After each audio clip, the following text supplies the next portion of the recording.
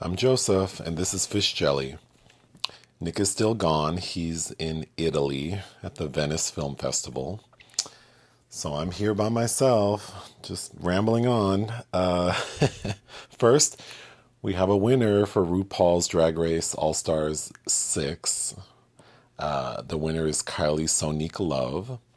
I watched it at a gay bar in LA called Precinct, the finale. So the top four were Eureka O'Hara, Raja O'Hara, Ginger Minge, and Kylie Sonique Love.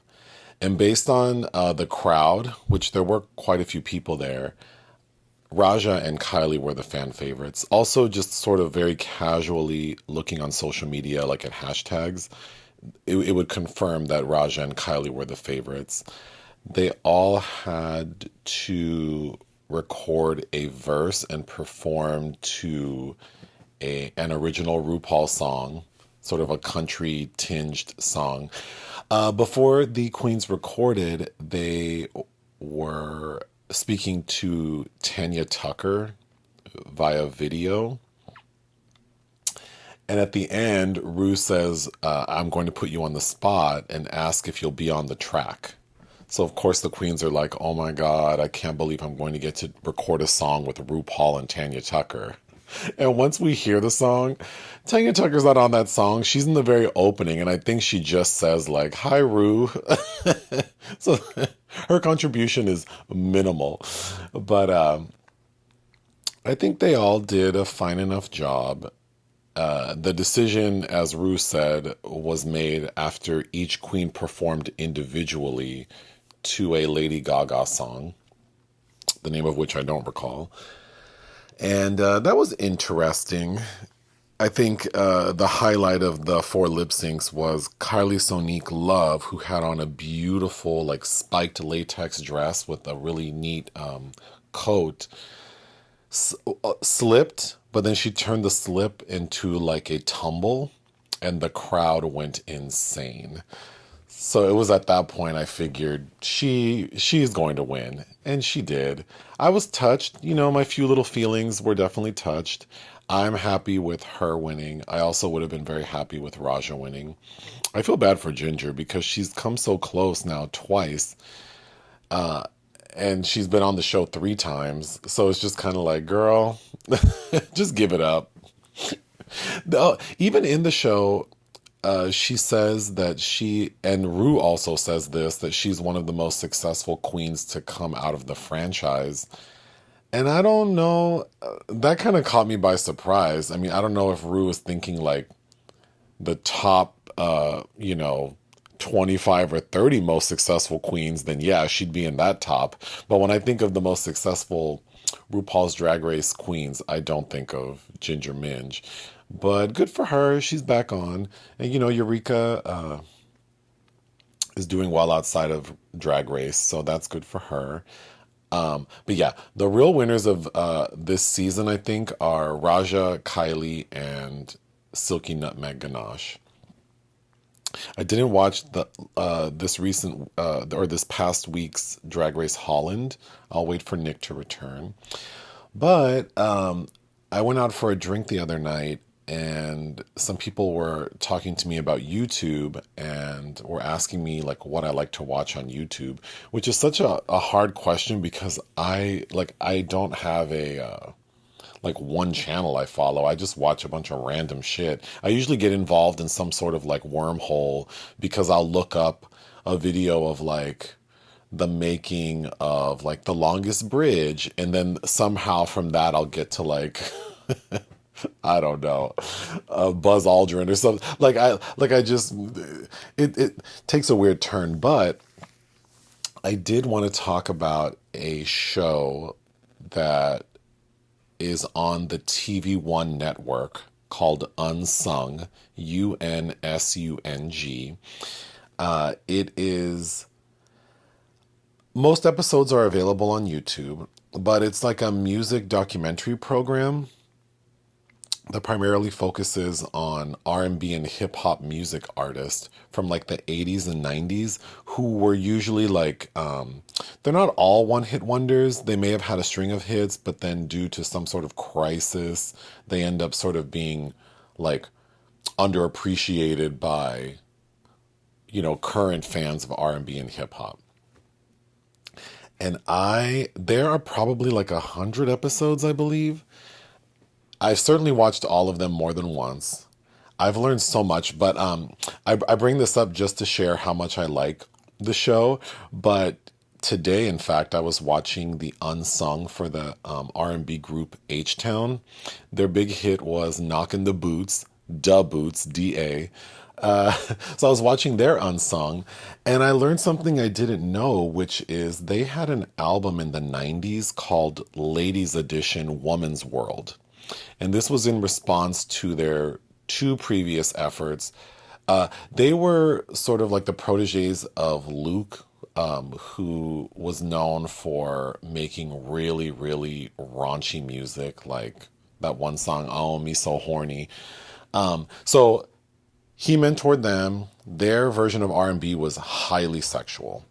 So as they got older and a little more religious, they had hit a turning point where they wanted to make an album with a new record label where they are sort of like paying homage to women, like attempting to show respect, which the record label did not appreciate. But the interesting fact about this album, Ladies Edition Woman's World, is all of the tracks are sort of meant to uplift and bring awareness to women and women's issues. And the album was dedicated to Nicole Brown Simpson, who most of us believe was killed by O.J. Simpson. But yeah, I thought that was such a random fact. So thank you, Unsung and TV One. Moving on. So I received comments about last week's podcast and talking about people needing to make choices with their life and how I maybe sounded kind of aggressive or judgmental. And I wanted to address that because I would agree that when I get asked about this topic, which is often, people often ask me about like relationships and career and like what I do or how I'm where I am today. Not that I'm anywhere special, but usually revolving around my marriage, which I do think is quite the accomplishment to be married for 13 years and to have quite a nice life together. But I think the reason I probably seemed a little aggressive or judgy, which was not my intention, is that I feel like I'm often met with judgment when people sort of, how do I say this? It's like, I'll often hear people say like, oh, you live on that side of town? Like, I wouldn't want to live there. Or working a certain type of job for a certain amount of time, or living a certain lifestyle. And I guess I resent the fact that I feel like Nick and I have checked all the boxes. We did all the things we're supposed to do. We got an education, careers, we're financially stable, we own a home, we're comfortable, obviously married for a long time, and just doing the best we can to sort of have purpose and make the most out of this shitty ass life we all have to live. But I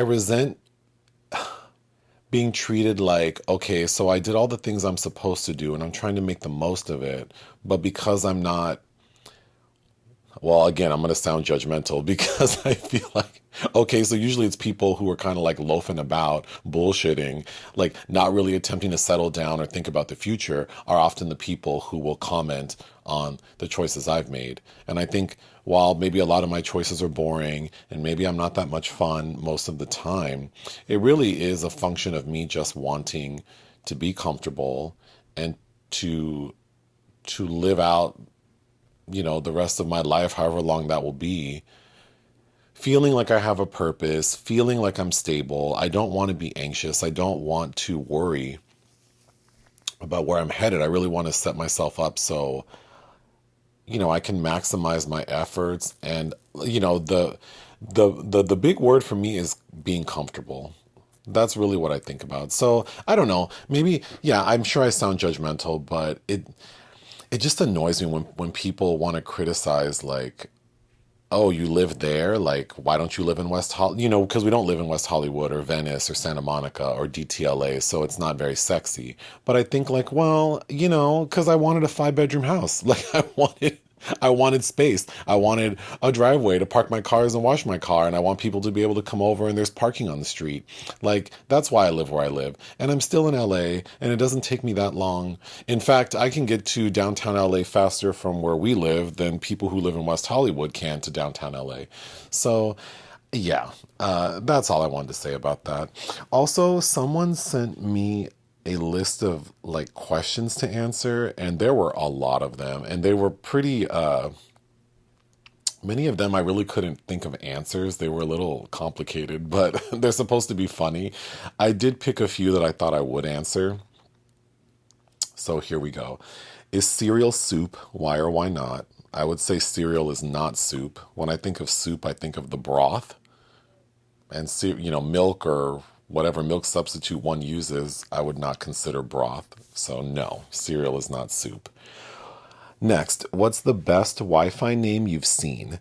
I'm going to shout out my Wi-Fi name. So in our house, our Wi-Fi is called Fuck You Pay Me. And we've had that for a long time. In every place we've lived since we first moved in together in Minnesota. So I'm pretty proud of that one. What's the best type of cheese? I don't know that I'll say the best type of cheese, but my favorite cheese is blue cheese. You could put blue cheese on anything and I'd be happy.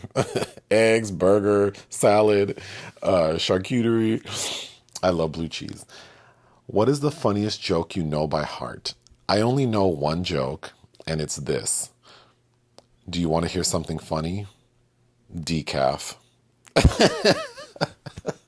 I think it's funny. It makes me laugh. What's the weirdest thing a guest has done at your house? Okay. So in the home we lived in before this one, we had an extra room, like an extra master suite. It was a very nice room with a bathroom en suite, and we had furnished it like a guest room. I think thinking like we would have guests, and we never did. So at a point, we decided to list it on Mr. B&B. And for those who don't know, Mr. B&B is the gay version of Airbnb. So it's only people who identify as gay men using the site. So we listed it on there, and we had, I would say maybe like 2 guests when we kind of felt like, oh, maybe this is not working that well. So but then we took a final 3rd guest. And this person lived in, I believe, Austria or Germany, and had traveled to San Diego and lived there for 3 months. Our home was in LA. He was in San Diego for 3 months, and he messaged us saying that he has to leave his current accommodations, but he's flying out of LAX like 3 days later. So he just needs a place to stay. And our home was near LAX. So that's the reason why he needs to stay kind of in a random spot for 3 days. So we approved the booking. He seemed quite friendly. He shows up, and he was a curious gentleman. He had a ton of luggage, like 10 suitcases. I didn't want help, so I just sort of watched him struggle up the stairs to then drag these 10 suitcases into his room. And the final thing he brought into the house was a big, like, plastic bag, not a grocery bag, but a plastic bag filled with cheese and yogurt. And it was a lot. Like, I would say like maybe 20 cups of yogurt and maybe like 10 blocks of cheese. So I said, do you want to put this in the refrigerator? That's kind of a lot, so I need to make room. And he said no. So then I'm thinking like, okay, well, doesn't this shit need to be refrigerated? I mean, at least the yogurt does, maybe not the cheese. But this man, over the course of 3 days, proceeded to eat all of that cheese. And I'm assuming he ate all of it because in his room, in the wastebasket, and next to it, were the empty wrapper or empty cartons of yogurt and the cheese wrappers. So this man ate a year's worth of cheese and yogurt on my account, or based on my taste. Yeah, in 3 days. That blew my mind. Also, he was a little bit of a weirdo. He would kind of like glare at me, like this really weird, creepy glare. And one time he comes out of his room and Nick was working in the kitchen, like sitting at the dining room table. And he walks out of his room in a jockstrap and walks into the kitchen, which already was like, okay, I hope you're just going to grab a glass of water. So I see him walk past, and he's in there for quite some time, like maybe 15 minutes, and then he walks back to his room. So after that happens, Nick like comes over to tell me what happened, and that man stood in the kitchen facing Nick. Nick was not facing him. Nick was sort of like looking forward, in his jockstrap with an erection, just glaring at Nick for 15 minutes straight, not saying or doing anything. And then I guess when he received no response, walked back to his room. So I would say that is the weirdest house guest we've ever had. The next question, where is the strangest place you've urinated or defecated? So should I say this? Well, I'll say this. I have a weird habit of peeing in the sink. I'm not going to say when or where I pee in the sink, but I have a weird habit of peeing in the sink. But the story I wanted to tell was when I was in college, my first roommate was obsessed with being thin. Just obsessed. Would work out all the time, starve himself, have like really weird like diets, and would consume like those dieters teas, which are basically laxatives. So he had a lot of like lower GI issues. One time I had to, he asked me to grab something from his like laundry bin, and like I should have worn gloves because I was digging through his laundry bin and his underwear looked like, yeah, he had some problems down there. But anyway, one time, this is in Las Vegas. This is 1997. I'm driving, I'm pretty sure from, because I was in college, driving from school, maybe either home or to get some food. And I'm driving by like a plaza, like a shopping plaza that has like a grocery store and like an El Pollo Loco or something. It was an El Pollo Loco. I'm driving by and I see his car, and he had a very noticeable car. It was like a forest green 3 Series BMW that had like a body kit, and it had been lowered. So it was something that would catch the eye. So I saw his car, and it was kind of parked curiously by the dumpster of the El Pollo Loco. So I pulled in thinking like, oh, he's getting some food or something. And I pull by his car, and this fool is in the dumps, like next to the dumpster, but the dumpster is inside of like a 3-walled area. And he's taking a shit next to the dumpster.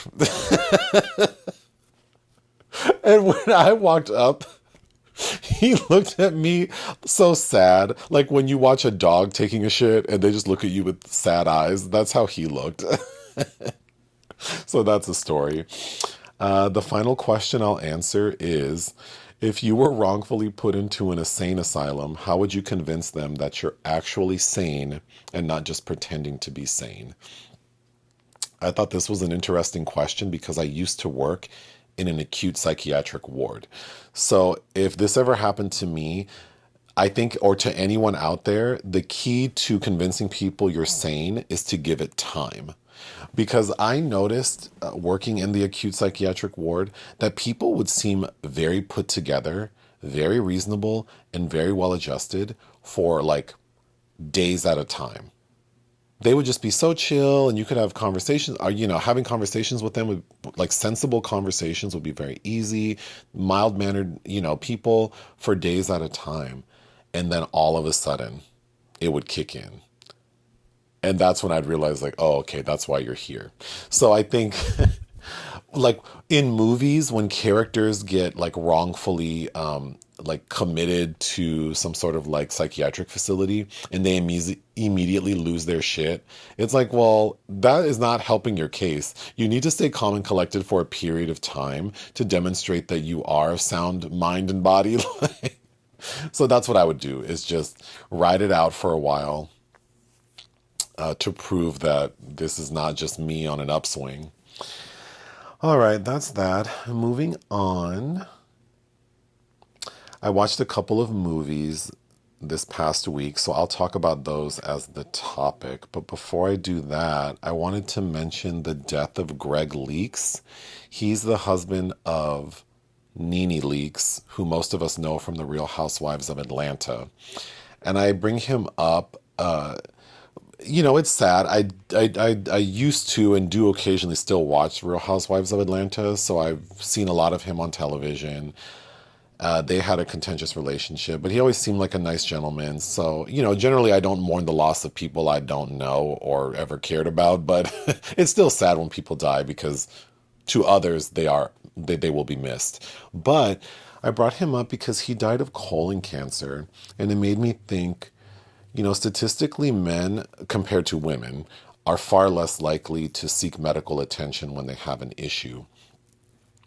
And then we think about when men are having issues in sensitive areas, they really won't say anything, particularly like cis heterosexual men.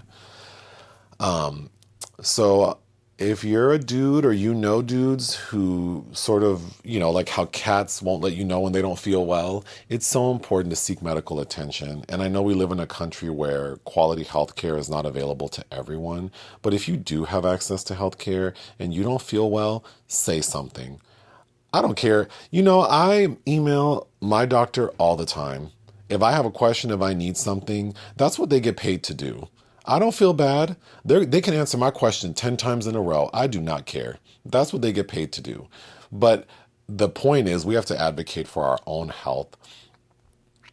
So for men with, testicular cancer, colon cancer, go to cancer.org. There are assessments that will let you know when you should, like who's at risk, when it's recommended for screenings, especially with like butt stuff. Straight men don't want to acknowledge or even like check down there, but it is really important, especially if you're like 50 plus. And because a lot of American men have poor nutrition, and have polyps and all kinds of things and, don't eat enough fiber, there's a lot going on down there that you may not be aware of, and early detection is so important. So that's my little PSA for today. Okay. Moving on.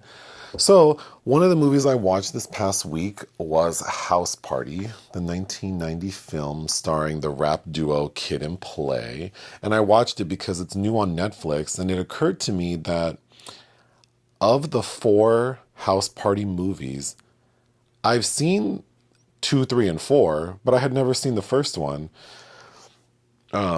It's a rated R movie that came out in 1990, so that wasn't really available to me. I was only 12, but I do recall seeing the second one like at a friend's house in high school who had rented it, and I actually rewatched the third one like a few weeks ago, and then I watched the fourth one, which features that boy group Immature, members of that group. I know I've watched it more than once, but anyway, yeah, I watched it. I would definitely recommend it. It's a nice little slice of like early 90s hip hop. But I don't know. I was just going to talk about it for a second. I was reading that the movie was originally written for DJ Jazzy Jeff and the Fresh Prince, which I think would have taken on a very different tone. But in addition to that, what else did I want to say about this movie? Oh, so the gentleman who plays the rapper Kid, whose real name is Christopher Reed, he's the one with the big like high top fade. I had the biggest crush on him back then. which is interesting watching it back now. It still holds up. It still holds up. I was also thinking watching it, these people, like the people in this movie are meant to be high school students and they all look elderly. The music group Full Force, which is comprised of three members, I believe, are featured in the film as high school students who are like bullies towards Kid and Play. They fully look like they're in their 30s. And a lot of the girls in the movie also look like well into their like mid to late 20s. I think that's funny. But the basic story is like these kids having a house party. I mean, there's no point going over it, but I didn't realize John Witherspoon is in the film. And I really like John Witherspoon. He has a special I would recommend watching called You Got to Coordinate that I could watch on repeat. He's just so funny. Like he's just this little mean little old man. But there's a scene in I think he's the funniest part of the film, but the house where the party's taking place, John Witherspoon's character lives next door. And he's in bed with his wife, very frustrated and calling the police because they're being loud and disruptive, which made me think of their dynamic reminds me of Nick and I because our garbage ass neighbors are super loud. They're not the worst neighbors because I think they're nice enough people. They're just really inconsiderate. Always like playing music. They have several dogs who are always barking. They talk very loudly. And they do like to have parties. So Nick would be the John Witherspoon character because he gets so flustered and wants to call the police right away. And I'm the wife who's played by BB Drake, who I'll mention in a second. She's just in bed like, you're making more noise than the kids next door. Like, why don't you just go to bed? Also, I couldn't quite tell. I tried to look it up, but I can't ascertain. I didn't do that much research, but I couldn't ascertain which city the movie takes place in. But we hear John Witherspoon's character, who lives in a nice house. He says it more than once, like, I paid $15,000 for this house. Oh my God. Can you imagine? $15,000 for a house like that. But getting back to BB Drake, she's an actor who I think I know best from the TV series Martin. There's an episode, her character's name is Myra, and she's in several episodes, but there's one episode where Gina mistakenly throws away like basketball game tickets Martin had like down the dumpster. So she's freaking out and she ends up asking her neighbor Shanae for help. And Shanae says, oh, I have 2 courtside seats to that same game. I'll give them to you, but you have to work a day in my hair salon. Gina agrees. It's obviously a disaster, but one of the customers who comes in is Myra, played by BB Drake. And I will never forget her character is just like this crotchety lady who needs a pedicure, and her feet look like salmon catchers. And Gina, played by Tisha Campbell, who's also one of the stars of House Party, along with Martin Lawrence, she's like trying to delicately file Myra's nails, and Shanae walks over like, girl, this ain't gonna do nothing. Like, you need something industrial. And Shanae pulls out like an industrial sander and gets to work on Myra's feet, like her nails and her corns. And all you see is like sawdust flying, and then Myra is sitting in the chair, like making these orgasmic sounds. I think that's one of my favorite episodes of Martin. But anyway, watching the film, it's from, 32 years ago. So some of the language is a little problematic. We do hear the F slur one too many times for my taste. But, whatever. People were saying it back then. But more importantly, the male characters who are all supposed to be high school students, they're at this party and their main objective is to get girls. And these boys, played by men, are such creeps. Like, I don't think we see that on TV or in movies anymore. Like, men just being such creeps. Like, they're so persistent and so inconsiderate and blind to the fact that these girls don't want their attention. Like they just won't leave the girls alone.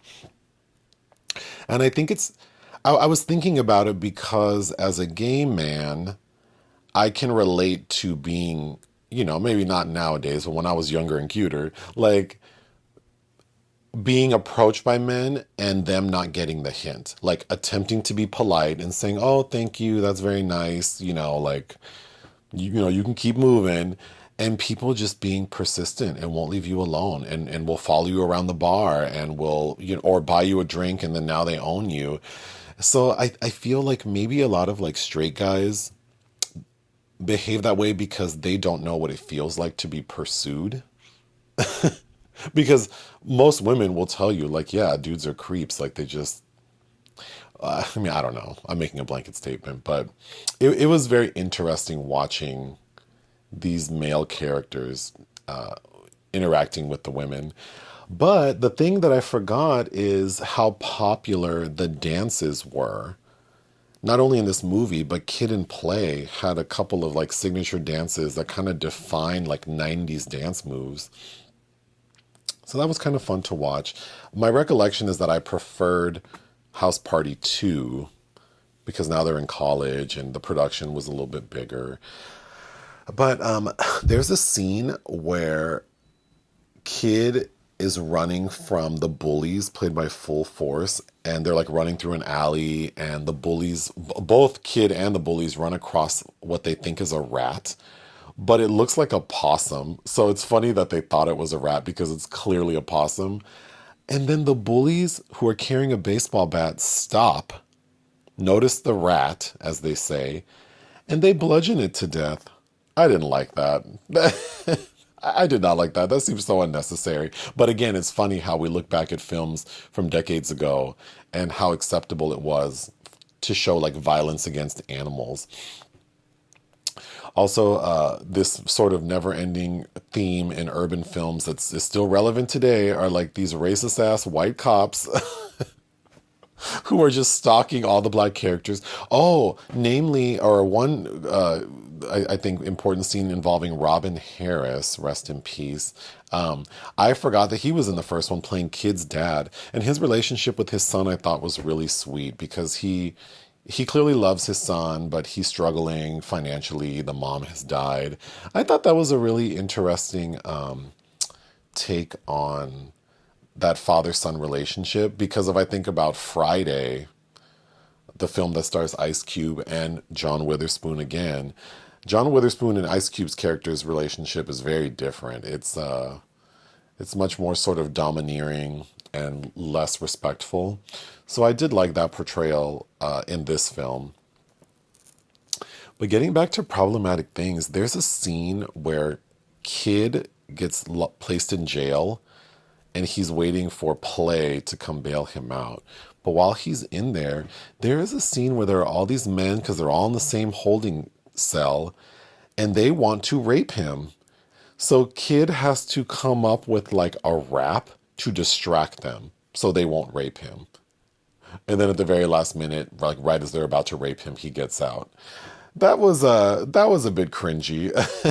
But anyway, I would recommend House Party. If you have Netflix, check it out. It's a blast from the past.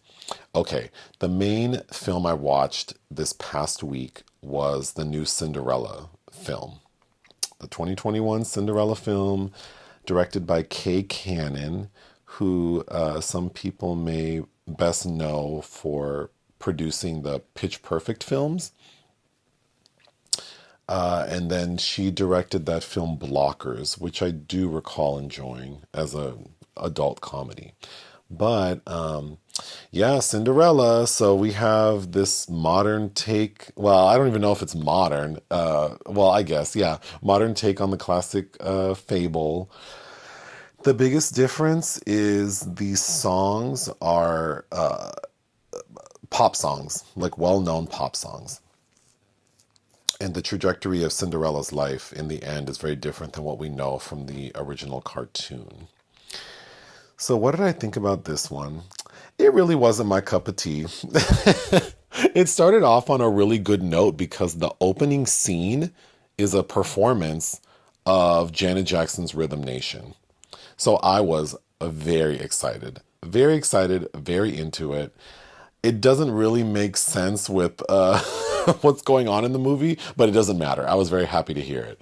But yeah, it's basically like all the village people singing about togetherness, and because the lyrics lend themselves to that. But I didn't get the sense that the villagers were united based on the way they treat Cinderella, so I didn't quite understand the song choice.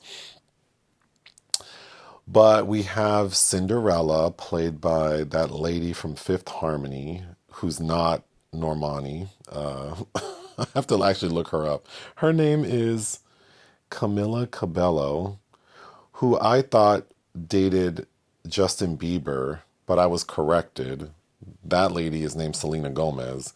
Camila Cabello dates Shawn Mendes. So that's all I know about her. I know she has music that's popular, but I couldn't tell you what it is. Yeah. So what do I think about her? She's beautiful. She's beautiful. Uh, Clearly she can, sing well enough. I don't like her vocal stylings, but she can sing. So the story is she lives with her stepmother because her father has passed, along with her two stepsisters. Her stepmother is played by Idina Menzel. We also find out, and I don't recall this from the original story, but Cinderella's name is Ella, but she's called Cinderella because of the cinders that come off the embers from the fireplace, I guess, so it makes her look dirty. And there's more than one comment made about how she looks dirty. I don't think that lady ever looked unkept, which I'll get to in a second. But anyway, she wants a better life for herself, and her version of a better life is she's a seamstress, and she wants to open up a storefront in the village square. But of course, for a woman to do something like that at that time, as she says, would be impossible. But that's her dream. Okay, then we have Prince Robert, who's played by a guy named, what's his name? Nicholas Galitzine. I actually liked him. I liked his look. I think, he's obviously a handsome guy, but I thought he had a unique enough look that he doesn't just look like a generic hunky guy. So I did appreciate that. I'm assuming that's him singing. He sings like how you would think. It's kind of like show tuney, not really my style. But the thing that was very distracting to me was the faces he was making as he was singing. That was kind of comical. His parents, the king and queen, are played by Pierce Brosnan and Minnie Driver, which I think were fun to watch on screen. But his burden is they want him to get married, and he wants to marry for love, not have some woman be selected for him. He bumps into, one day, the prince goes into the town incognito, which I think, as I recall, is just him wearing a bandana with regular clothes. But I guess, back then they didn't have photographs or social media, so how do they know what he looks like? But he bumps into Cinderella as she is trying to sell a dress she made, and everyone's shitting on her. Like, you're a street rat, why are you out here? Which was in stark contrast to the opening scene with everyone singing Rhythm Nation. So I thought that was weird. But Prince Robert bumps into her, instantly is smitten by her, buys the dress from her for 3 times what she's asking, and then invites her to his ball. Of course, Cinderella's so excited. She takes the money she's earned, buys some really pretty fabric, makes this beautiful gown, intends to go to the ball along with her stepmother and stepsisters. But at the last minute, stepmom says, "Oh no, girl, you're not going to that ball because you already have a husband. I've picked someone for you, this man named Thomas. So yeah, only eligible ladies can be at the ball." And Cinderella's like, "I'm not marrying this man."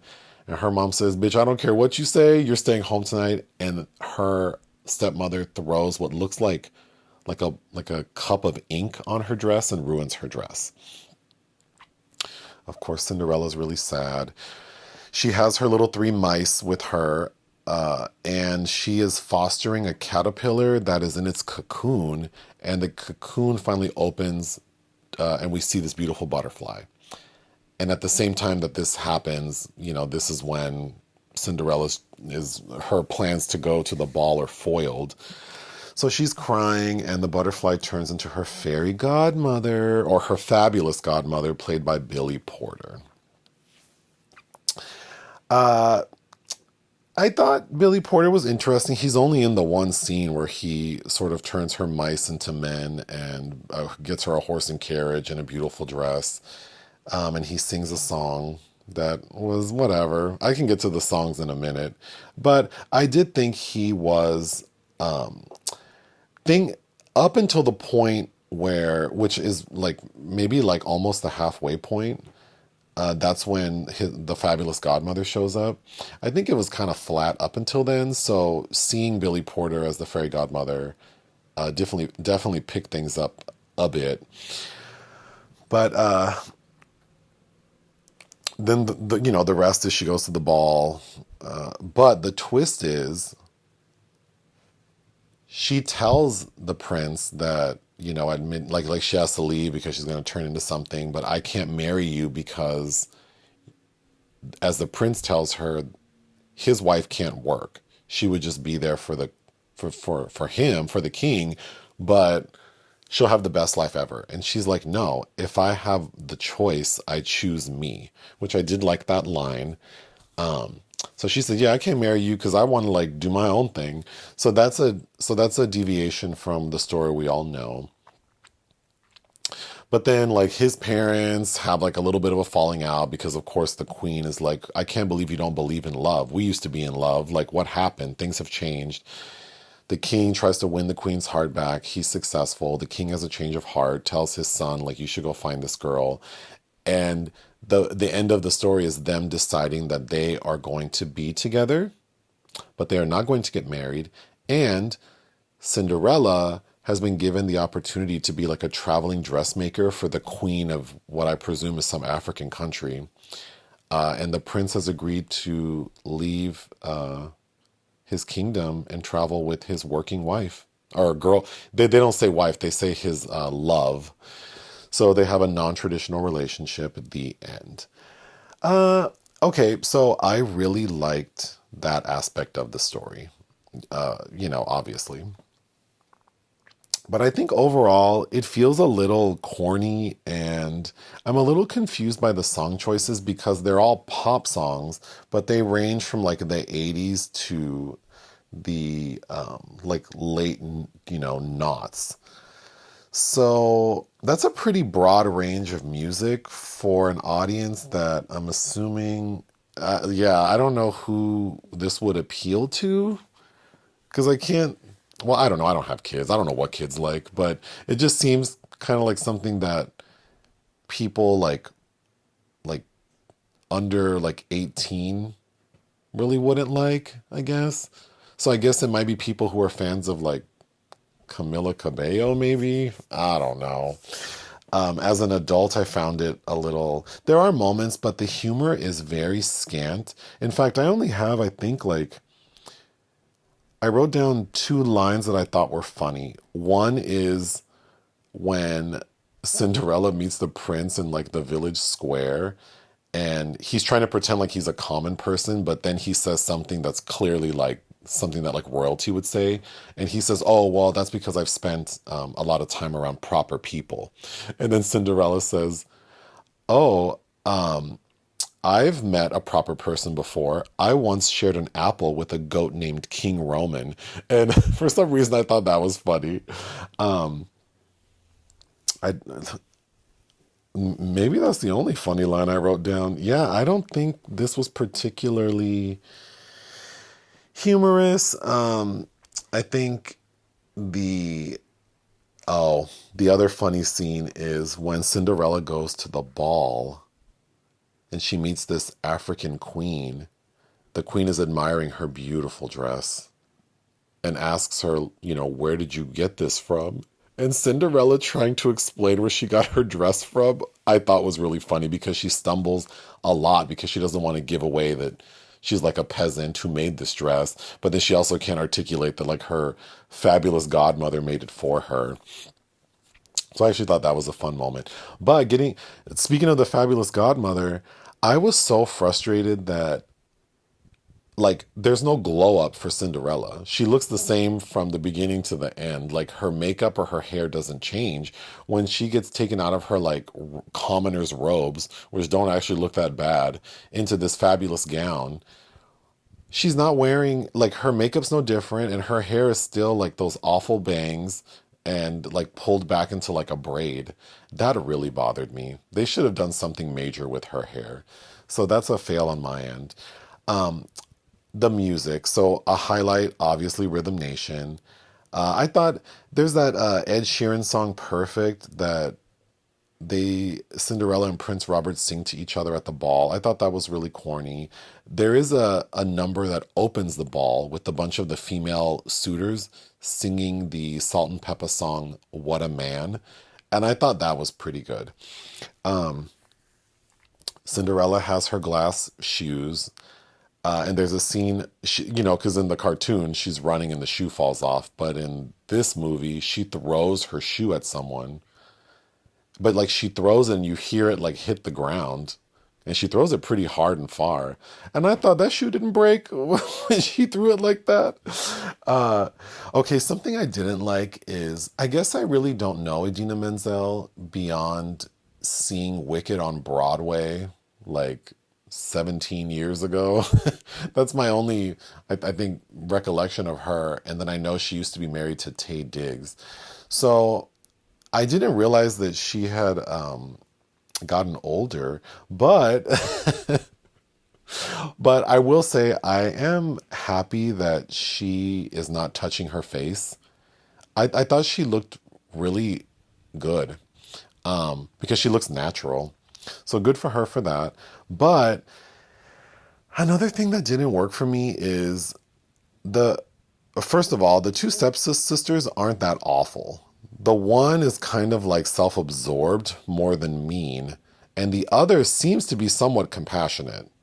So it's like, okay, so Cinderella's stepsisters aren't the worst, and her stepmother also isn't the worst. I mean, really, the only time she kind of goes in is when Cinderella insists on going to the ball, and then she tells her no and throws ink at her. But prior to that, she's just kind of strict. So, combined with this version of Cinderella, the way Camila Cabello plays it, she seems very confident and she doesn't seem that restricted. Like she's able to do the things that she wants to do. Like it's not her. It doesn't feel like it's her stepmother who's holding her back. It seems like it's just society, like societal norms that are holding her back. So I didn't really. I kind of wish Cinderella's family would have been a little more evil. Also, there are topics that are brought up in the film, I think in an attempt to modernize it, like green energy. So the king's daughter, Prince Robert's sister, she mentioned something about like, I believe it's like, oh, I want to, like, why can't we transition to wind energy? Or there's some new thing about wind energy which could help us, like, conserve our fossil fuels. And then her dad's like, nah, whatever. And then there's discussion, obviously, of like gender parity and equality. And then there's even a comment about like government spending, but they're all very, I mean, they're just like dropped. And I don't know. I think this could have been so much fun if it really dug into how problematic stories like this originally were as it relates to how women are treated and expectations and all that. It really doesn't go in except to say that Cinderella is choosing not to do what is expected, which is marry the prince. So, okay, great. But getting back to the stepmother, we get a scene where we kind of get some interiority for her, like why she's maybe a miserable person. And the way it's presented, it's like, who cares? Who cares why her stepmom is not nice? Like, who cares why she's unhappy? Because she's not, like, necessarily villainous. So, yeah, I don't know.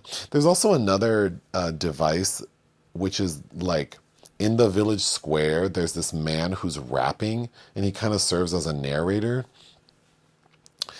I thought that was a little corny, too.